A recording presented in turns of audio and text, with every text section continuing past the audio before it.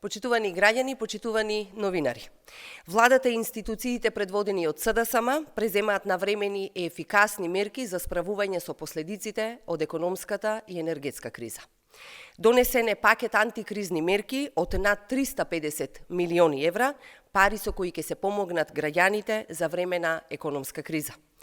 Над 200.000 граѓани од ранливата категорија, меѓу кои приматели на гарантирана минимална помош, пензионери со ниски пензии, самохрани родители, стечајци, ќе добиваат финансиска поддршка во следните 4 месеци. Се проширува и поддршката на компании кои се корисници на кредитно-гарантната шема од Гарантниот фонд на Развојната банка.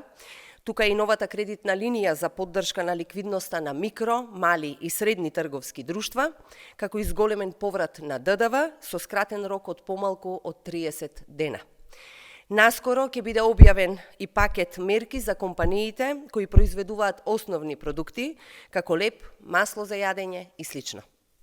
Во време на најголема светска економска криза, никој нема да биде оставен сам. За неполна година, владата предводена од СДСМ обезбеди мерки за помош во вредност од над 750 милиони евра, што е најголем обем на помош како процент од БДП, споредено со останатите земји од Западен Балкан.